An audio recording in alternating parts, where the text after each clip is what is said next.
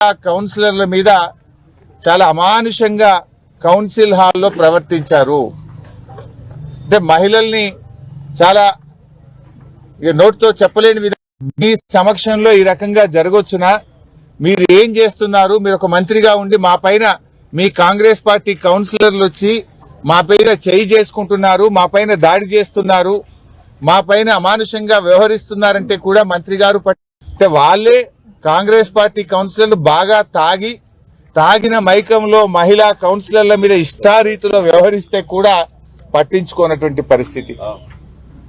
కావాలని అలర్ట్ చేసి కాంగ్రెస్ పార్టీ వ్యవహరించింది. మా 14 మంది కౌన్సిలర్లు కూడా కౌన్సిల్ వాయిదా వేయొద్దు, కోరం ఉంది, మెజారిటీ ఉంది, ఎన్నిక జరపండి అని పట్టుబడితే కూడా పైగల్లో ఎన్నిక వాయిదా వేసి వెళ్లిపోవడం జరిగింది. ఈరోజు జరిగిన సంఘటన ఏంది? యాక్చువల్ గా ఆ రోజు మా కోవలక్ష్మక్క కూడా ఈ ఎన్నికలకు ఇన్ఛార్జిగా ఉన్నారు. కోవలక్ష్మక్క గారు, బాల్కా సుమన్ గారు కౌన్సిలర్లతో పాటు మేము గేటు దాకా వెళ్లి కౌన్సిలర్ లోపల పంపిస్తామంటే మీరు వెళ్లడానికి వీల్లేదు, ఎమ్మెల్యే అయినా మీరు వెళ్లడానికి వీల్లేదు అని కోవలక్ష్మి గారిని, సుమన్ గారిని దూరంలోనే ఆపేశారు. అదే సమయంలో మంత్రి గారి కాన్వాయ్ అక్కడికి వచ్చి పెద్ద ఎత్తున కాంగ్రెస్ నాయకులు, కార్యకర్తలు అందరూ కలిసి ఒక కాన్వాయ్ ని లోపల పంపిస్తా ఉన్నారు. ఒక ఎమ్మెల్యేగా లక్ష్మక్కను కాన్వాయ్ని ఎలా అలో చేస్తారు? ఇదెక్కడి ప్రజాస్వామ్యము? చట్టం అందరికీ సమానంగా ఉండాలి కదా అని ప్రశ్నిస్తే దాడి చేసింది కాంగ్రెస్ నాయకులు. ముందు రాళ్ల దాడి చేసింది కాంగ్రెస్ కార్యకర్తలు, కాంగ్రెస్ నాయకులు.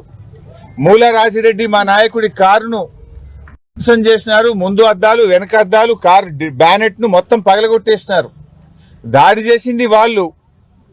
అక్రమంగా అది కూడా ఎంత దుర్మార్గం అంటే పక్కనే లో జైలు ఉంది, అదే రామగుండం పోలీస్ కమిషనరేట్ పరిధిలో పెద్దపల్లిలో జైలు ఉంది, పక్కనే ఆసిఫాబాద్ లో జైలు ఉంది.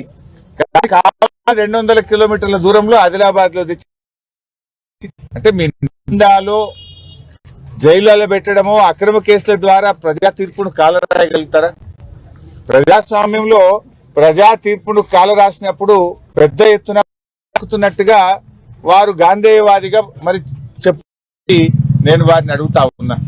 రాహుల్ గాంధీ గారు దేశంలో ఎక్కడ పోయినా రాజ్యాంగం చేతిలో పట్టుకొని తిరుగుతారు. రాజ్యాంగం ఏమైంది?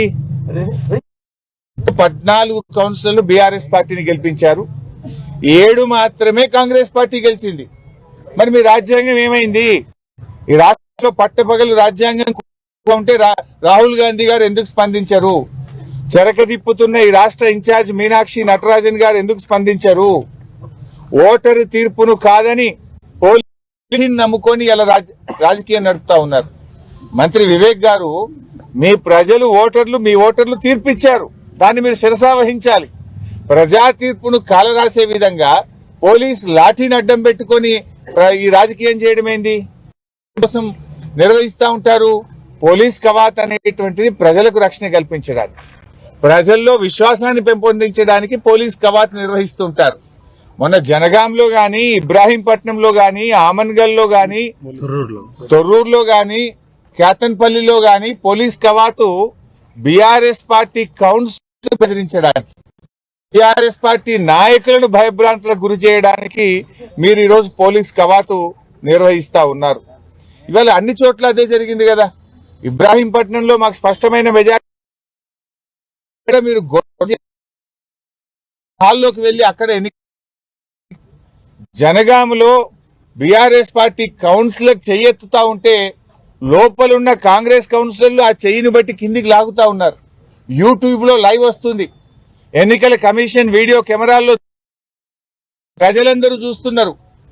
గెలిచిన బీఆర్ఎస్ కౌన్సిలర్ చెయ్యెత్తుతుంటే లోపలున్న కాంగ్రెస్ కౌన్సిలర్లు మహిళా కౌన్సిలర్ చెయ్యి పట్టుకొని కిందికి లాగుతా ఉంటే ఇంక ఇదేం ప్రజాస్వామ్యము, ఇదేం ఎన్నిక? అదేవిధంగా తొర్రూరులో అక్కడున్న ఎంపీ గారు చేసుకుంటే మళ్ళీ అన్యాయంగా తొర్రూరులో ఓటు నమోదు చేయడం ఏంటి? అక్కడ మా నాయకుల మీద చేసి తొర్రూరులో ప్రజాస్వామ్యాన్ని కూనీ చేసినారు.